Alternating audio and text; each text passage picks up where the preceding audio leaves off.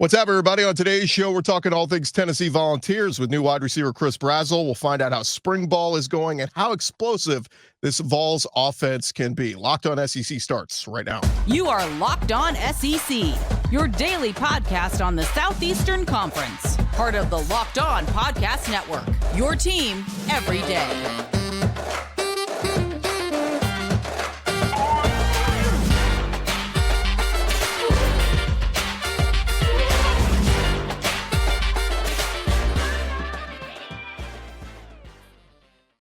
And what's up, everybody? Welcome to Locked On SEC. It's great to have you guys along. I'm Chris Gordy. Thanks for making us your first listen every day. Shout out to everydayers. We're free and available wherever you get your podcasts and on YouTube, part of the Locked On Podcast Network, covering your team every day. We've been having a couple different guys from some SEC schools joining us along the way. We had Talon Green from Arkansas on just about a week ago.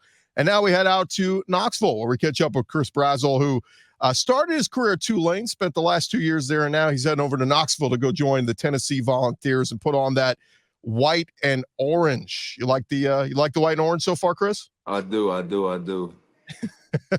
Well, let's start there, man. How are you enjoying Knoxville so far? You've been there a little bit, but you getting adjusted to everything over there? Yeah, I like it. I like the country. I like the city. I like it. Nice. Well, let's jump into it, man, because you were at Tulane these last couple of years. You're a Texas kid from the Midland area, and obviously very productive last year. You really started to come on strong and, had a nice season. So talk a little about the decision when the season ends to, okay, I might want to hit the transfer portal, go somewhere else. And how did you end up on Tennessee? Well, my coaches ended up leaving, Coach Fritz, and most of that coaching staff from Tulane ended up going to Houston. So once that happened, it was really a toss-up if I wanted to stay and be at Tulane, and that was going to be the unknown, or transfer someone else on a bigger platform and let that be the unknown. So ended up hitting the portal. Coach Pope came to see me. He talked to me about the offense. I loved everything he said. Air raid offense, Nico at the quarterback, Coach Hype being Coach Hype. I mean, it was an easy decision for me. Let's talk a little bit about that first year. You kind of redshirted at Tulane. What was that like? Was that a learning year for you? Kind of just learning to adjust to that next level and play at the college level. And what did you learn that first year at Tulane that really kind of helped you last year when you started to hit the field more? Well, I actually got hurt second game versus Alcorn and broke my wrist, so I had the red shirt. But I mean, they went to the Cotton Bowl that year. I don't think we lost. I think we lost one game, if that. Yeah, we lost one game. So just being able to watch guys like Deuce Watts, who's in the league right now, Shea Wyatt, Dede McDougal, and just sit back and watch from my first year and then watch greatness happen and win a lot of games was special. And you guys go on to beat USC in the Cotton Bowl. Caleb Williams, who's about to, probably be the number one pick in the NFL draft. So just you have to be so proud of what you guys were able to accomplish there in your time at Tulane and what Coach Fritz did, because years ago, I mean, I'm from New Orleans originally, and Tulane's had some years here and there, but you guys really were a part of a fantastic run there with the Green Wave. Yeah, we were. But talk a little bit about that this last season, because you had a couple games where you really went off, but man, the end of the year in those games against FAU and UTSA, when you really had to have them when you were trying to win the AAC. Man, you went off. What was clicking those last couple games there for you? You said FAU and UTSA? Just those games towards the end of the year where you had those big monster games, FAU, I was actually committed there coming out of high school, so that was a game I was ready for the whole year. So being able to play at FAU, I mean, I was blessed to do what I did. UTSA, that was a game that we had to win. We would have lost that game. They would have got to the conference championship, and we would have been sitting out. So it was go hard or go home that game, and luckily I was able to come through. Talk a little bit about, again, just a little bit of your time at Tulane with Coach Fritz, because obviously, he's such a great offensive mind. And did I have this right? He actually coached your dad at Blinn College back in the day? He did coach my dad back in the day. Kind of cool. I mean, you have to feel a little bit special playing for a guy that, hey, my dad played for him, so I know he's going to want to get me the ball. Yeah, in fact, yes, sir. So, yeah, that was a easy choice also coming out of high school, going to play for Coach Fritz. And you mentioned him leaving. Obviously, he's going over to Houston now in the Big 12. But another part of it, too, you're losing the quarterback. Michael Pratt, I saw down at the Senior Bowl. And, a lot of people, he's not being talked about as a first-round pick, but a lot of people saying he could be one of those middle-round quarterbacks. What was it like kind of developing that chemistry with him this year? Pratt's a winner. Pratt is a known winner. Won a lot of games at Tulane. Even the games he lost, he's a dog. So having a vet like that coach me up and get me right definitely set me up later in the year, and then where I am now. We're talking with Chris Brazzell now at Tennessee. So you decide you're going to hit the portal. You start looking at a couple different schools, and you're making some visits. What was it about the visit to Tennessee? Did you kind of know instantly as soon as you hit campus, like, all right, this is where I want to be? No, it wasn't an instant type of thing. It was more like just the offense, man. Like, we got a lot of option routes from the outside spot. That wasn't something we had at Tulane.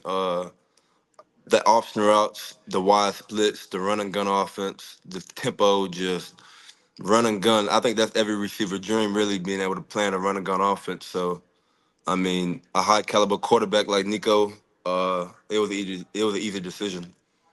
Let's talk about him, because obviously highly touted quarterback, 5-star, all everything. And, Joe Milton waited his turn behind Hendon Hooker, and he got his chance. And then, end of last year, Joe doesn't play in the bowl game. Nico does. And against one of the best defenses in the country in Iowa to do what he did.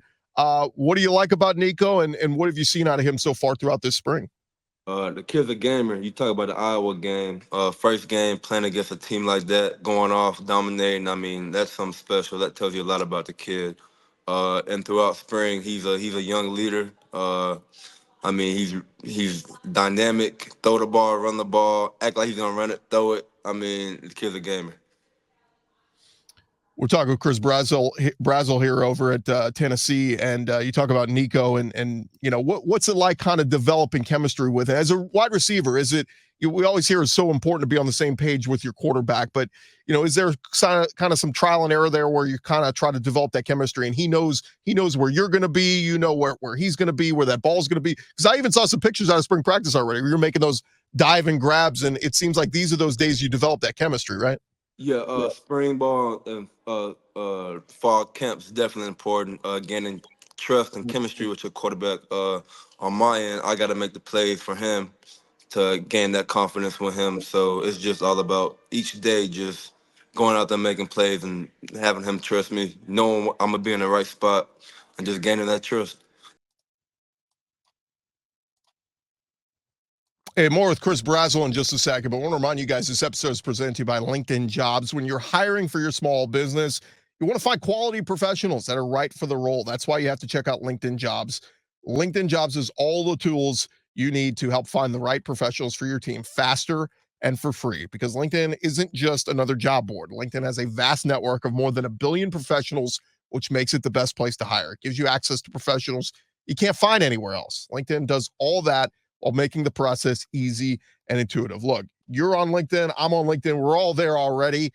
It's the best place to find the best quality workers you were looking for. Hiring is easy when you have so many quality candidates to choose from. So easy, in fact, 86% of small businesses get a qualified candidate within 24 hours of posting. LinkedIn Jobs knows the small businesses are wearing so many hats these days. You might not have the time or the resources to spend on the hiring process. Go post your job for free at linkedin.com/lockedoncollege. That's linkedin.com/lockedoncollege.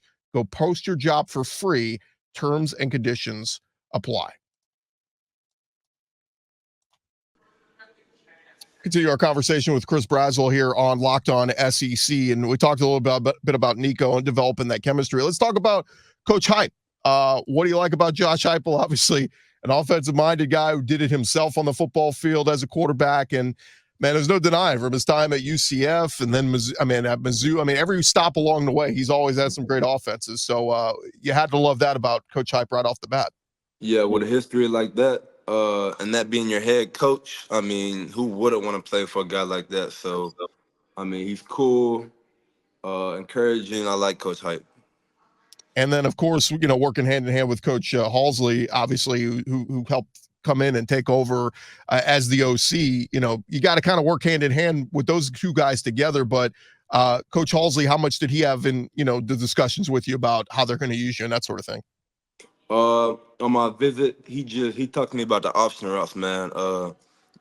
We got like 3 options every play dang near. Like, you just out there playing football. Like, DB do one thing, you do the opposite. So he was a big factor in that also. There's another guy I know that was big in your decision. I think you mentioned him already a little earlier, but talk about wide receiver coach Kelsey Pope. I know he's done a really good job there, and I know you had to like what you heard from him coming in, because that's your guy you're going to be working with every day. Yeah, facts. I mean, Jaden Hyatt coached him, award winner. He got a track record of just elite guys and developing them and making them better. So 2022 that happened, him and Jaden Hyatt, correct? Mm-hmm. Yeah. I mean, so that was 2 years ago, a year ago, really. So I mean, that was definitely a big factor in that. Yeah, and they've had some great success. Not even just, I mean, all the receivers there the last couple of years have had great success. Your dad played wide receiver at a real high level. We mentioned earlier. Growing up, when did you know you wanted to be a wide receiver? Was it from really young age? I started playing quarterback at first. I was a quarterback my whole life. 7th grade year, decided to switch. I knew I was gonna switch eventually, but everybody starts off playing the opposite position. So growing up, having my dad in my ear and having NFL training definitely got me where I am now. He is the reason why I'm here where I am now, for sure. I think even late in your high school career, you switched high schools, right? Was that kind of a move was that football motivator at all, or it was just getting a different look? I always wanted to go to Midland Lee since a young buck, but I also played basketball in a school that previously was a better basketball program than Midland Lee. So it was kind of a toss-up. Yeah. No doubt. You're a monster on whatever athletic court or field that you're on, obviously, and what you do. For those unfamiliar with your game, give us a little bit of scouting report on yourself. I think what I heard you say was a big receiver who can play like a small receiver. Kind of explain what that means. Like, I think I'm pretty fast, man. I got real good speed. I can get on my brakes quick. I can run little guy routes. I can run a slant, get up on a slant, run a stop. I mean, and then on top of that, I can take the top off the defense. So I think I'm just a good mixture of a good receiver. It's funny too. I mean, you mentioned like typically a lot of people think like, oh, big tall guy, 6'5", 6'6", and you're fast. You're just going to be that deep threat guy, but you can run. I mean, I watched a lot of your film at Tulane, and I mean, you can run all the different routes and kind of be used in the slot, on the outside, the X, the Y. I mean, is that kind of how you would assess your game? Is, look, wherever you want to put me, and I'm going to excel? Yeah, that's how I kind of try to difference myself by being able to play the slot and run those type of routes, being able to run the comeback and the trace, not just being a goal guy, a post guy, able to run any route in the playbook. So let's talk about where Tennessee is right now, because there's a lot of good wide receivers on this team. Bru McCoy, he's coming back from the injury. Squirrel White had an awesome year last year. Donte Thornton came over from Oregon. Chaz Nimrod. How do you see all this shaping up? I mean, I know there's only one football, but they're going to do their best to spread this thing around and get you all involved here. But it's a lot of good competition there, right? Right? Yeah. We're all bettering ourselves right now during spring. Everybody going out there competing. And then I feel like in the game, when you got 6, 7 dogs on the field, I mean, it's going to be hard to stop that.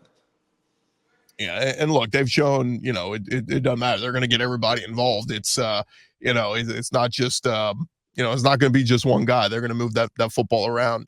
Give me a quick thought on some of the young guys you've seen, some of the, because you're a new guy yourself, but there's some true freshmen coming in here as well. And I know Mike Matthews is a big guy that was highly heralded. What have you seen from him, the young guy, and kind of hitting? Because it's a little transition, right? When you're a high school kid getting to campus for the first time.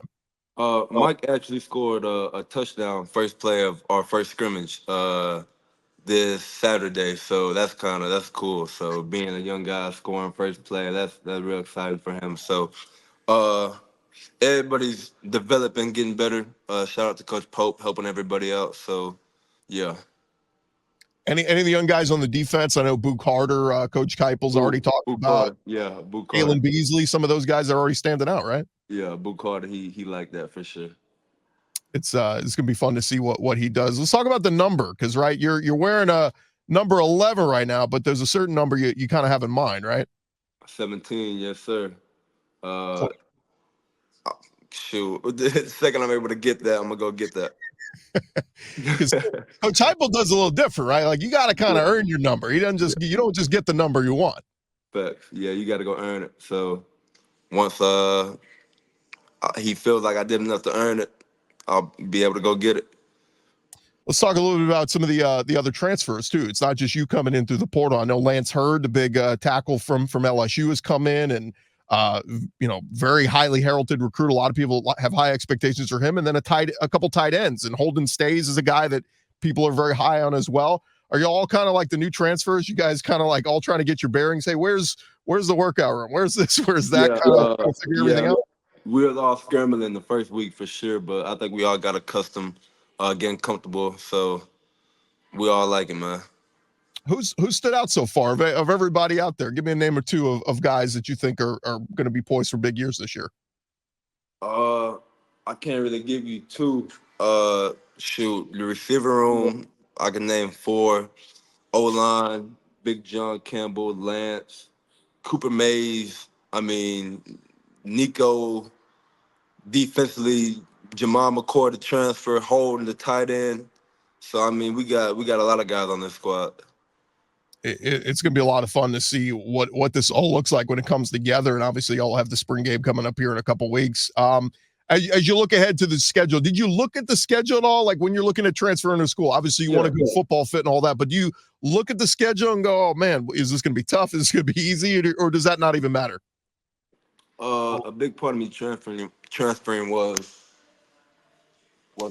playing SEC football for sure. So that was a dream come true. I think everybody as a kid watched SEC, Bama, Georgia, Tennessee. So transferring SEC was one guarantee for me. And not just that, you get some new teams in the conference this year. You get Oklahoma and Tennessee, and man, right out of the gate, your first SEC trip is going to Norman, Oklahoma. You ever been there before?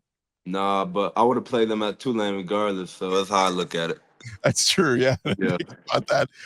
But yeah, you guys go to Arkansas, you go to Georgia, you go to Vanderbilt. So there's going to be some fun road trips in there. And then you also get the neutral field game against NC State very early on. But you kind of have to like how the schedule, kind of plays out, because you get Chattanooga, you get Kent State, you get some teams that some games that kind of get your legs under you and kind of get this offense flowing before you'll have that big road test at Oklahoma. So you got to kind of like how that sets up.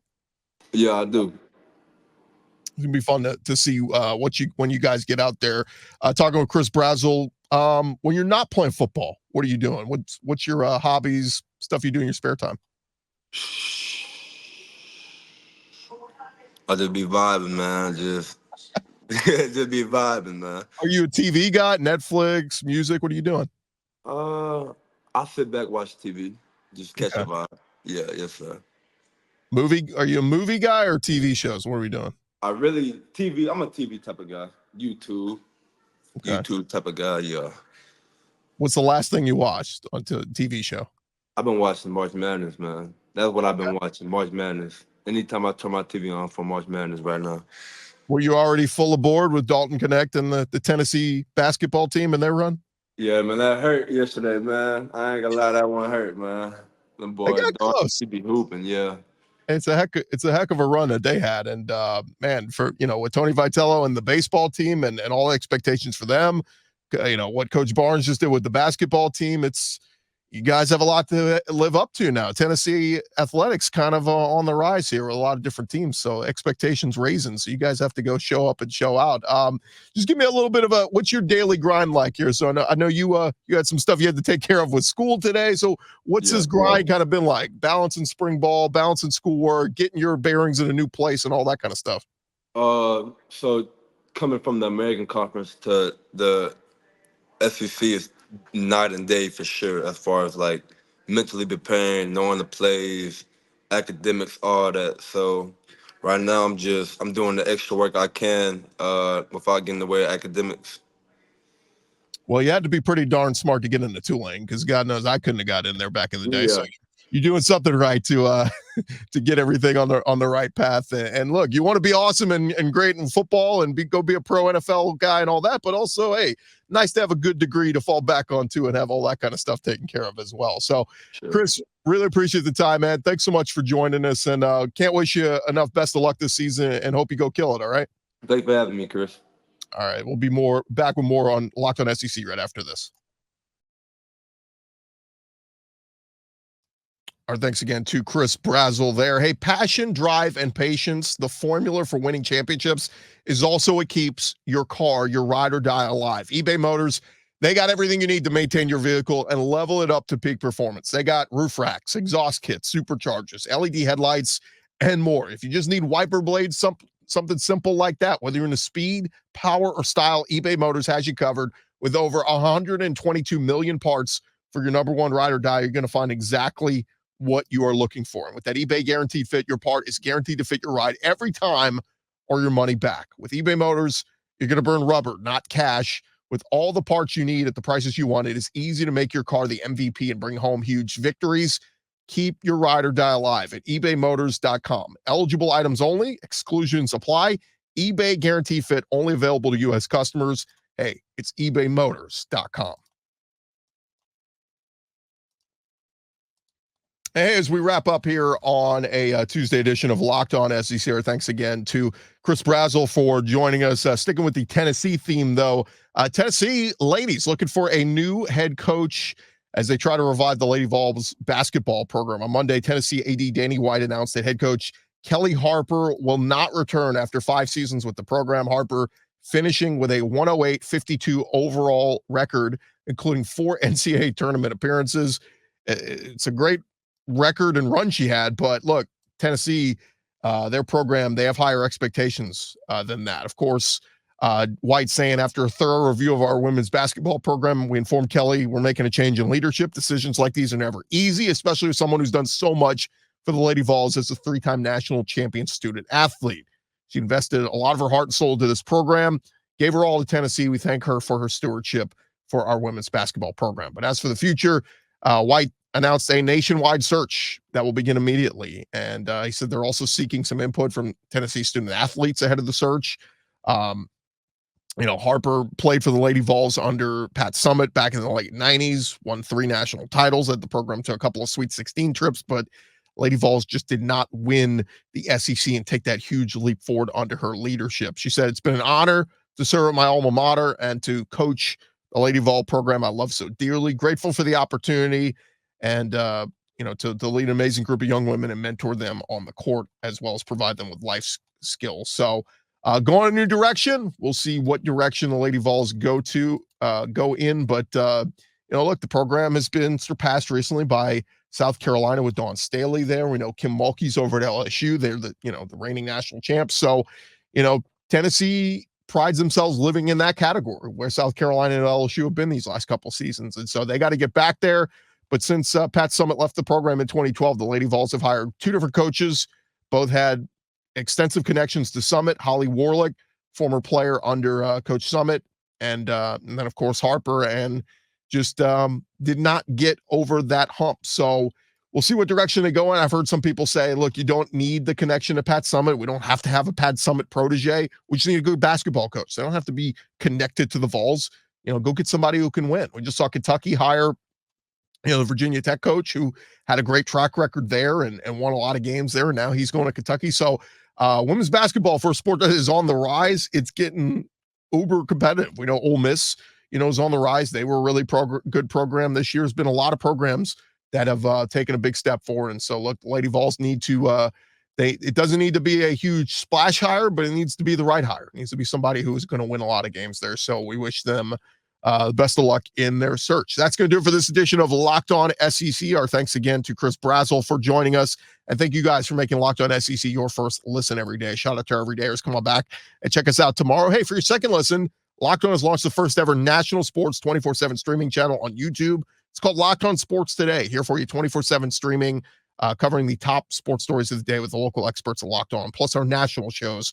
So for your second listen, go to Locked On Sports Today on YouTube and subscribe to the first ever national sports 24/7 streaming channel. I'm Chris Gordy. This has been Locked On SEC. You guys have a great day. We will talk to you guys tomorrow.